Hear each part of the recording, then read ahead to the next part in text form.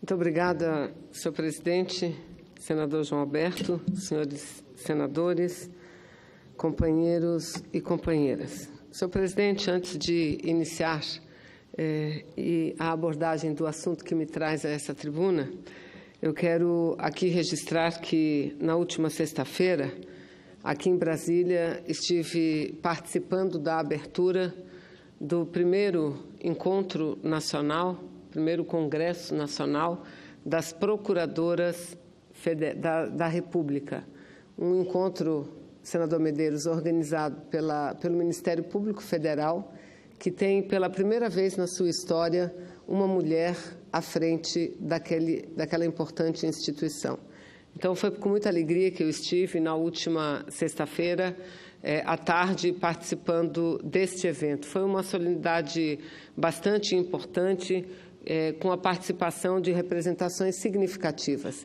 Lá estavam representantes na abertura, não apenas do Poder Judiciário, e lá estavam representados pela ministra presidente do Supremo Tribunal Federal, do STF, ministra Carmen Lúcia, ao lado de Raquel Dodge e ao lado de várias representantes de entidades, organismos internacionais. O parlamento estavam representados tanto pelo Senado quanto pela Câmara. Estávamos eu e senadora Marta Suplicy, assim como a Câmara dos Deputados estavam lá senadoras deputadas Gorete e Soraya, que representam respectivamente a coordenação da bancada feminina e a Procuradoria da Mulher na Câmara dos Deputados.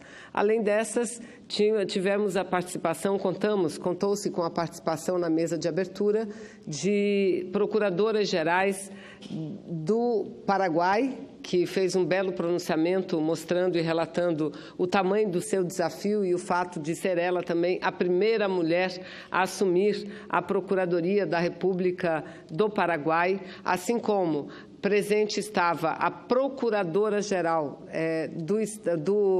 de Portugal, uma mulher também, enfim, e da França, ou seja, um encontro muito importante que reuniu procuradoras de todo o país. Eu aqui apresento verbalmente minha moção de aplausos a esse evento, sobretudo por ter sido organizado por uma mulher, a Procuradora-Geral da República, sob a coordenação dela, doutora Raquel Dodge, que entende da necessidade não só de, estando à frente de um órgão tão importante como esse, que, para além do trabalho que desenvolve o Ministério Público, é necessário também que se desenvolva o debate relativo à questão de gênero, porque, assim como no Parlamento, também na Procuradoria, aliás, em todas as esferas de poder, a mulher tem pouquíssima representatividade, sobretudo naqueles espaços dirigentes, né? Então, fica aqui o meu registro e o meu aplauso a esse importante evento organizado pelo Ministério Público Federal. Mas, senhor presidente, eu quero rapidamente também, neste momento, dizer que amanhã já me trouxe esse assunto a essa tribuna, mas novamente eu abordarei, que amanhã nós estaremos na comissão, amanhã não, na terça-feira, estaremos na Comissão de Constituição e Justiça desta Casa do Senado Federal, realizando uma importante audiência pública, portanto, um importante debate sobre os decretos, os projetos de decreto legislativo de número 57, de minha autoria, e 59, da autoria do senador Eduardo Braga, ambos com o mesmo conteúdo. Tanto o meu projeto, número 57, quanto do senador Eduardo Braga, tem o mesmo objetivo, ou seja, sustar os efeitos do decreto presidencial 9.934.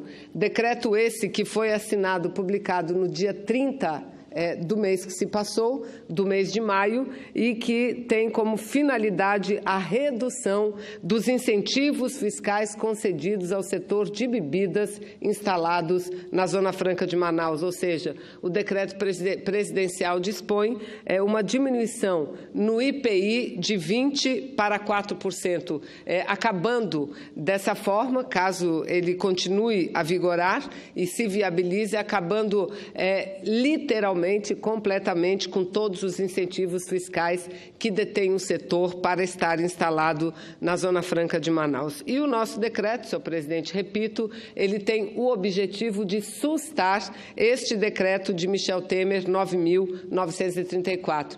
E por que nós apresentamos um decreto para assustar? Não apenas pelo mal que isso causa e pelos reflexos negativos que esse decreto, que o conteúdo do decreto causa à Zona Franca de Manaus, ao meu estado, ao nível de empregabilidade e à própria arrecadação do estado, mas porque temos razões legais para apresentá-lo, porque o decreto mexe com um tributo que é usufruído na Zona Franca de Manaus, um incentivo de um tributo que é usufruído na Zona Franca de Manaus. E a Zona Franca de Manaus, senhor presidente, senhoras e senhores, todos os que nos acompanham pelos meios de comunicação do Senado, a Zona Franca, às vezes, não é muito bem entendida pela população brasileira, mas a Zona Franca de Manaus é o único modelo regional de desenvolvimento econômico baseado em incentivos fiscais. É o único modelo regional de desenvolvimento regional baseado em incentivos fiscais. E o que é que determina a Constituição brasileira? A Constituição brasileira fala da possibilidade de o governo utilizar incentivos fiscais como forma de buscar o desenvolvimento nacional. Mas esses incentivos fiscais têm que obrigatoriamente estar vinculados a um projeto de desenvolvimento de determinada região. É isso que diz a Constituição brasileira.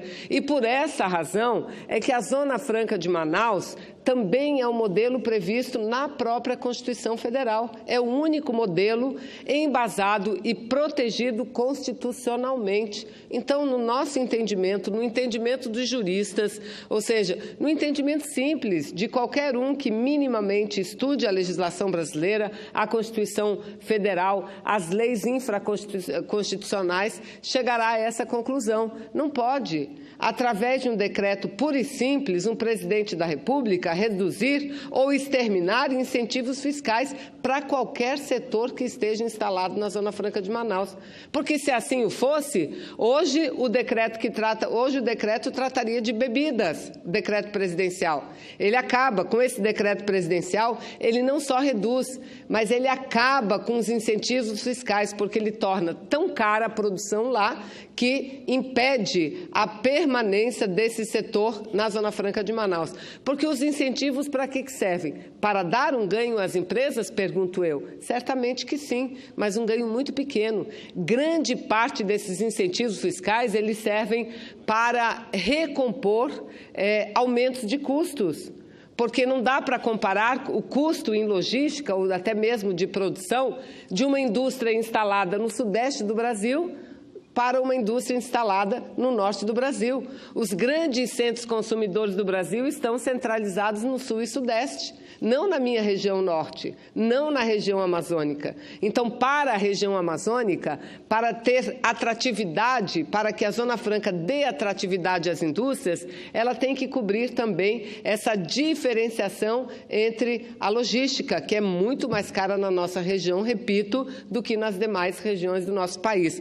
Portanto, este decreto 9.934, que afeta diretamente o setor de bebidas não alcoólicas, bebidas, instaladas na Zona Franca de Manaus, ele não reduz incentivos, ele acaba definitivamente com esses incentivos e por isso é inconstitucional. Repito, porque hoje o presidente faria um decreto diminuindo ou acabando os incentivos para o setor de bebidas. Amanhã ele assinaria outro decreto atacando, dessa vez, o setor de eletroeletrônica. No mês seguinte, ele faz um outro decreto atacando o setor de duas rodas. E aí, acabou-se a Zona Franca de Manaus. Não adianta ter a Constituição Federal se os incentivos na prática não estão funcionando. Então, por essas razões, este decreto 9.934 é inconstitucional, além de ser imoral, e eu vou dizer por que ele é imoral, além dele ser um absurdo, além dele ser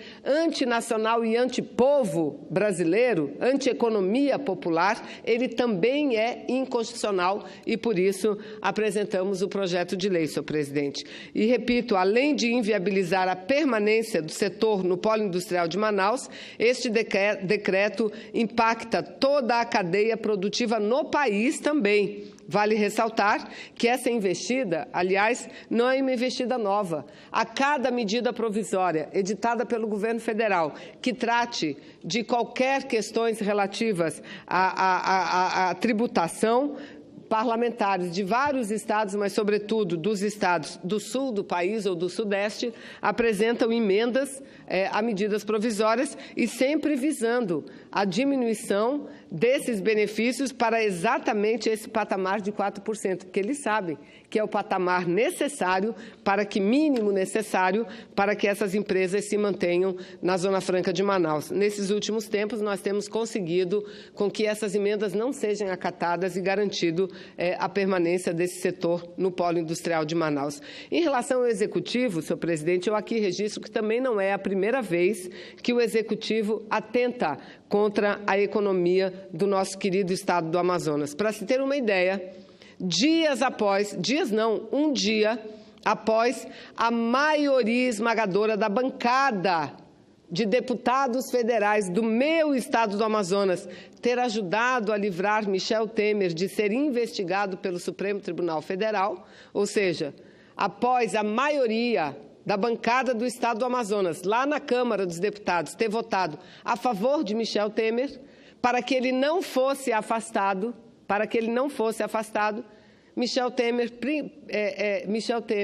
autoriza a Receita Federal a mudar a nomenclatura dos concentrados na Zona Franca de Manaus de NCM, que é a nomenclatura do Mercosul, né, onde são estabelecidas o percentual das alíquotas tributárias, usada desde o ano de 2000 para a nomenclatura 2106, ou seja, passou de 2107 para 2106, aumentando assim significativamente as alíquotas para o setor. Então, veja, não é a primeira vez que este governo atenta contra a Zona Franca de Manaus. Mas, senhores senadores, por conta da minha postura sempre contrária a essas investidas contra a Zona Franca de Manaus, eu tenho, nos últimos tempos, travado um duro debate, principalmente com a AFEBRAS, que é a Associação, entre aspas, dos Fabricantes de Refrigerantes do Brasil. Essa associação, eu quero aqui dizer, não representa nem 10% do setor, senhor presidente. Então, uma associação que não representa nem 10% do setor, no meu entendimento, não pode falar pelo setor. Pode falar por empresa A, B, C ou D, mas pelo setor não. Fala pelo setor quem representa o setor. E quem representa o setor é a ABIR, que não só representa as grandes, representa a grande maioria das pequenas produtoras de extratos que também estão instaladas na Zona Franca de Manaus. Enfim, toda vez que entro na defesa da Zona Franca, tenho sido duramente criticada por essa associação, que, aliás, muitas das vezes, utiliza-se até de um vocabulário desrespeitoso, não em relação a mim, mas em relação a toda a sociedade brasileira, né? Já a ABIR não. A ABIR, senhor presidente, que representa mais de 90% do mercado brasileiro, ela divulga abertamente todos os seus associados, quem são as entidades, as empresas que elas representam, tem defendido com muita força a necessidade da manutenção desses benefícios fiscais para o polo industrial de Manaus, ou seja, em outras palavras, mais de 90% da produção dos concentrados de refrigerantes no país estão no estado do Amazonas. Portanto, qualquer medida que se faça é para tirar todo o setor produtivo do Estado do Amazonas e levar para outras regiões. Dizem, senhor presidente, que o setor é muito maior que as fábricas de concentrados. Orientam-me a olhar criticamente para as fábricas que não passam de meras transferidoras de créditos e lucros para o exterior. O setor de concentrados, senhor presidente, é o terceiro em faturamento e geração de emprego na Zona Franca de Manaus. Ele só está atrás de dois outros polos, eletroeletrônico e de duas rodas. Em 2013, esse setor chegou a gerar mais de 14 mil empregos diretos. Atualmente, segundo o levantamento deles, são 122 mil empregos diretos e 1.200.000 de empregos indiretos em todo o país. Ou seja, esta associação representa exatamente esse segmento. Isso porque atende 95% do mercado de refrigerantes no Brasil e ainda exporta para Venezuela, Colômbia e Paraguai. Para se ter uma ideia, somente a Coca-Cola no Brasil, ela emprega diretamente mais de 60 mil trabalhadores e gera mais de 600 mil empregos indiretos. Estudos da Fundação Getúlio Vargas destacam que é importante observar que o setor de concentrados, além dos empregos criados na Zona Franca de Manaus, é o único a gerar riqueza para o interior do estado do Amazonas, com o agronegócio e a agricultura familiar, que são atividades responsáveis pelo fornecimento das matérias-primas agrícolas regionais. Portanto, não se trata apenas de um setor, mas de uma cadeia produtiva em todo o país e principalmente no meu estado do Amazonas. O Brasil inteiro consome, como a principal bebida regional, o Guaraná. O Guaraná é uma bebida típica do Brasil e uma bebida típica da Amazônia. Pois bem, nós temos na cidade de Maués, uma bela pequena cidade do interior do meu estado, como a maior produtora e fornecedora do Guaraná para todas as empresas que produzem extratos de refrigerantes no Brasil. Então, esses setores incentivam essas regiões. Isso, para nós, é muito importante, repito, porque, afora os setores eletroeletrônico e de duas rodas, o terceiro maior é este, de bebidas de refrigerantes. E este é o único setor que está presente no estado do Amazonas, na capital, no polo industrial, mas também no interior do estado do Amazonas. Os críticos, senhor presidente, da Zona Franca de Manaus, afirmam que esse instrumento de incentivos fiscais não passam de uma mera elisão fiscal das empresas. Já o estudo feito pela Fundação Getúlio Vargas conclui que o setor de concentrados é o que mais agrega valor econômico e social para a região e para o país. Isso devido aos incentivos fiscais da Zona Franca de Manaus e às contrapartidas como emprego de matérias-primas agrícolas regionais. Também dados do Ministério da Indústria e Comércio revelam que no ano de 2014 o produto mais exportado do Amazonas foi o concentrado para a produção de refrigerantes, no total de 253 milhões de dólares. Ou seja, a produção saltou de 70.250 toneladas em 2013 para 72.100 toneladas em 2014. São esses interesses que nós estamos defendendo. Nós, da bancada do Amazonas, não defendemos o interesse de empresa A ou B. Nós defendemos o interesse do estado do Amazonas, da Zona Franca de Manaus e o interesse do Brasil. Porque o interesse da Zona Franca não é um interesse que se conflita com os interesses nacionais, pelo contrário. Eu tenho dito, e aqui quero repetir, senhor presidente, que o Brasil tem sido alvo constante de denúncias no âmbito internacional.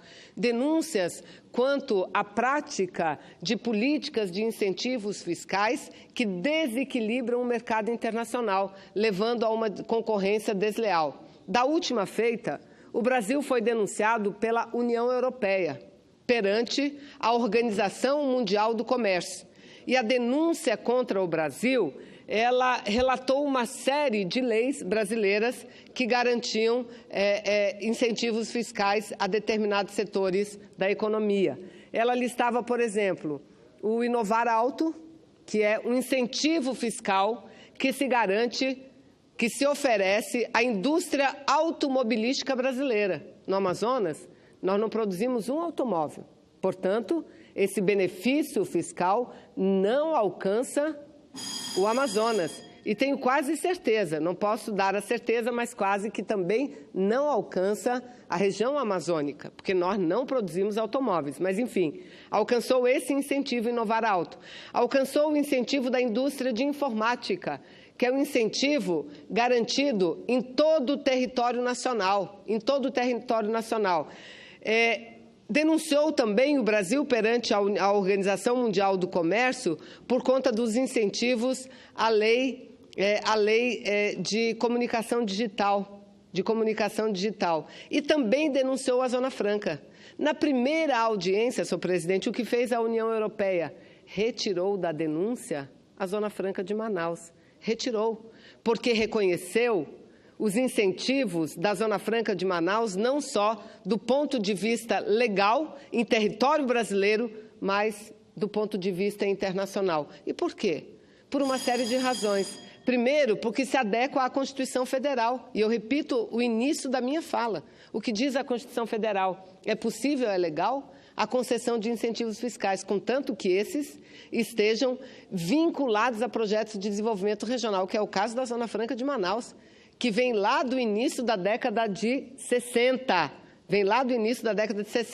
Então, é um benefício legal. Mas, segundo, ele tem trazido um benefício que tem sido usufruído no mundo inteiro, que a Zona Franca de Manaus, hoje, é o maior fator de preservação ambiental que nós temos no Brasil. Graças à Zona Franca de Manaus, é que o índice de desmatamento da Amazônia não é maior. Nosso estado só tem 98% de suas florestas nativas preservadas. E por quê? Porque no Amazonas nós tivemos governadores mais competentes do que em outros estados da região norte, do que o Pará, do que Rondônia? Não. É porque o estado do Amazonas tem alternativa de desenvolvimento que parte da Zona Franca de Manaus e que retira, portanto, a pressão sobre a floresta. Retira essa pressão, porque nós temos fonte de renda, recursos que são arrecadados pelo governo e repassados aos municípios do interior do nosso estado, como é o caso do ICMS. Então, a Zona Franca de Manaus recebeu um forte reconhecimento internacional, mas Michel Temer faz o contrário. O que faz Michel Temer? Foca exatamente o estado do Amazonas. A única política de concessão de incentivos fiscais legais. Por que não focou outros setores? Por que não focou, repito, Inovar Alto? Tantos outros setores, mas foi focar lá, exatamente, o Amazonas. Por uma razão que é fácil de explicar. Da mesma forma, senhor presidente, que ele focou o Amazonas, ele focou o povo mais pobre desse país. Porque tudo isso que nós estamos discutindo não é para ele promover, não é para o governo promover este decreto, não é para o governo promover uma reforma tributária ou fazer justiça tributária aos olhos de alguns, não. Tudo isso que ele fez para que é? Para arrecadar de recursos, arrecadar dinheiro para subsidiar as importadoras de diesel e para subsidiar a Petrobras. Porque para ele garantir o acordo feito com os caminhoneiros, aliás, acordo feito com o Brasil, porque os caminhoneiros fizeram greve, mas uma greve que obteve o apoio de quase a totalidade do povo brasileiro e teve o nosso apoio significativamente, definitivamente, era correto, porque nós não suportávamos mais, como não suportamos, essa política de aumentos diários de diesel, de gasolina, de gás de cozinha. Então, foi uma greve que pegou porque o povo apoiou. Então, para acabar com o movimento, ele prometeu diminuir em 46 centavos o valor do litro do diesel. Mas as empresas disseram que não suportariam esses 46 centavos. Que empresas? As importadoras. Em torno de 27% do diesel comercializado no Brasil vem importado de outros países. E quem importa? Empresas estrangeiras. Quem importa esse diesel é a Shell, é a Ipiranga, além da Petrobras, é verdade, são elas que importam.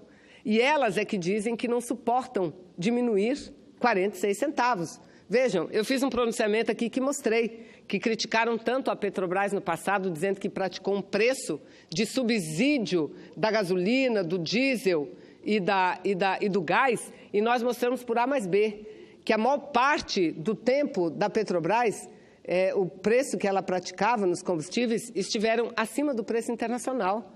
No ano de 2016, a Petrobras, a política de preços de combustíveis no Brasil, da Petrobras, estava em torno de 1,9% do preço internacional. Ou seja, no passado, o que se fazia?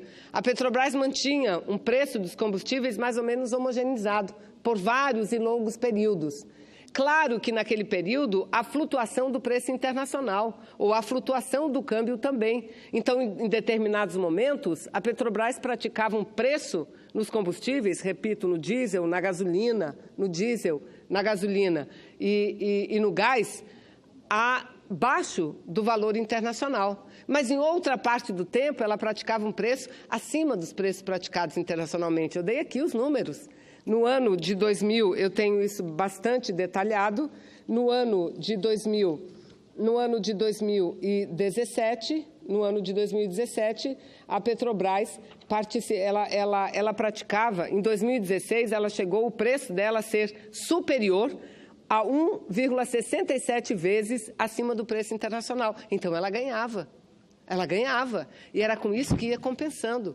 Ora o preço mais alto, ela ia se compensando. Pois bem, esse governo entendeu que não. Entendeu que é dar liberdade à Petrobras para que ela praticasse a política que bem entendesse. E ela decidiu praticar a política de aumentos de acordo com a flutuação do valor do petróleo ou do valor do dólar, do câmbio. E o que aconteceu? O Brasil passou a conviver com aumentos diários. Pois bem, o governo, a partir da greve dos caminhoneiros, a partir da greve dos caminhoneiros, decidiu por diminuir em 46 centavos. Nós não queremos só isso, nós queremos que diminua o valor da gasolina. Nós queremos que diminua o valor do gás. O povo não tem dinheiro para comprar gás mais, não tem dinheiro. Então, queremos isso. E o governo diz que não pode. Pode. Vamos abrir a caixa preta da Petrobras, vamos mostrar a situação econômica da Petrobras para mostrar que há espaço para se fazer e se aplicar no Brasil uma política de preço de combustíveis mais justa do que essa que está sendo praticada agora. Pois bem, então, sem nenhum questionamento, sem ver planilha, sem analisar nada, apenas levando em consideração a tal liberdade de mercado, Michel Temer disse: vou baixar o preço do diesel, mas quem vai pagar é o povo brasileiro. E aí o que o governo fez? Em torno de 9,7 bilhões, é o que ele precisa arrecadar, segundo seus cálculos, para pagar esses 46 centavos. Da onde virão? 5,7 bilhões estão sendo cortados, surrupiados do Orçamento Geral da União, da saúde, da educação, da segurança pública, está sendo cortado. E a Zona Franca de Manaus também está sendo atingida. Em torno de 700 milhões eles imaginam arrecadar com isso. Agora, para quê? Para fazer o quê com esse dinheiro? Para aplicar no desenvolvimento regional? Para aplicar na geração de empregos? É para isso que o governo quer? Não. O governo quer, sabe para quê? Para cumprir a medida provisória 838, ou seja, para subsidiar as empresas estrangeiras que importam petróleo e a Petrobras. Ou seja, vai tirar dinheiro do povo, do Orçamento Geral da União, vai tirar do Estado do Amazonas e vai dar para essas empresas petroleiras, senhor presidente. Isso não é justo. Isso não é justo.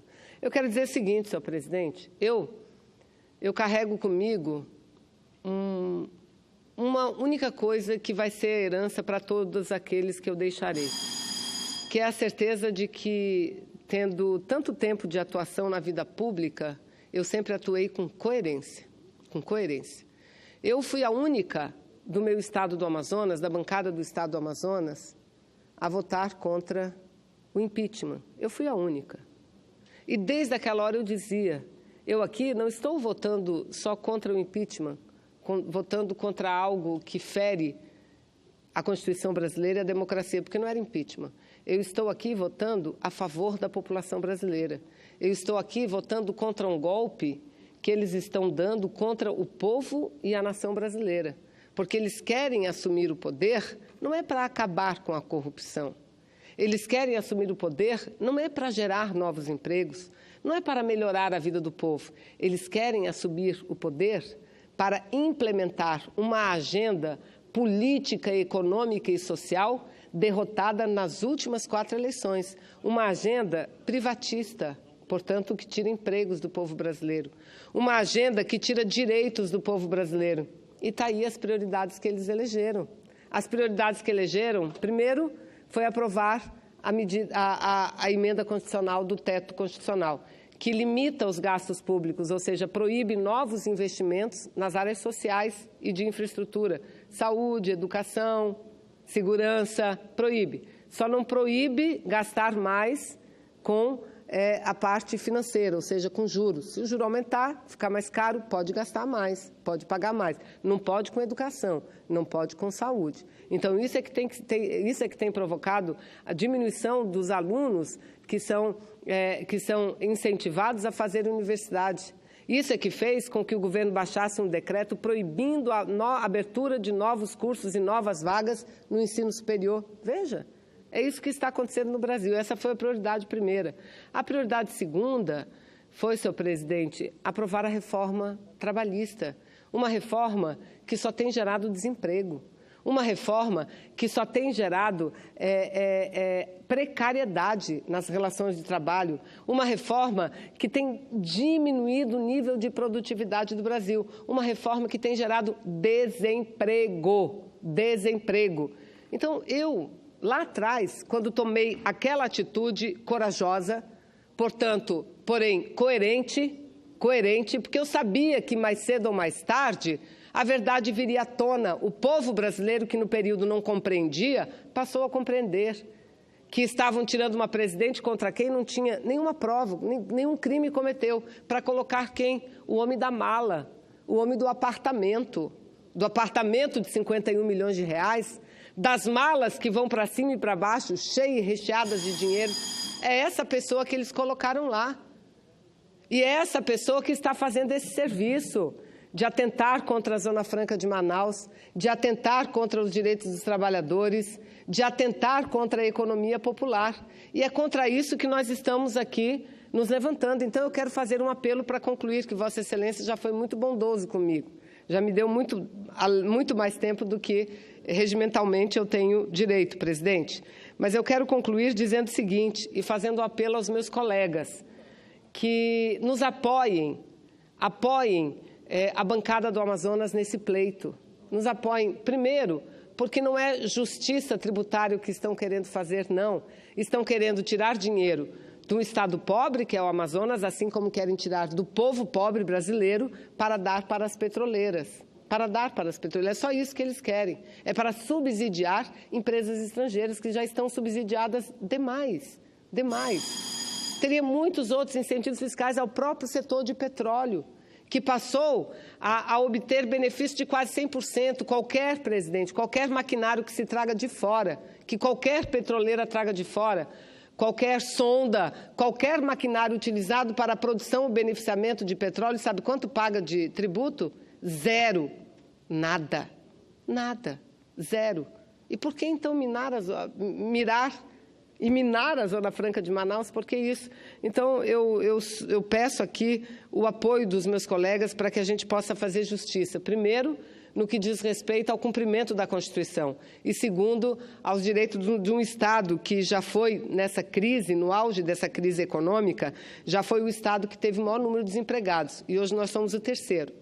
Será que Michel Temer quer colocar novamente o Amazonas no primeiro da lista, como aquele Estado que proporcionalmente tem o maior número de desempregados?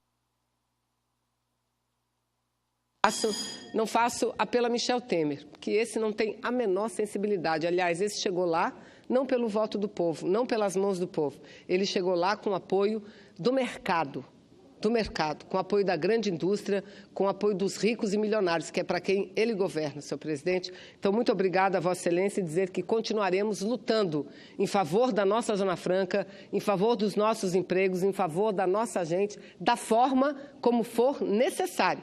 Lutaremos até encontrarmos a vitória. Muito obrigada, senhor presidente.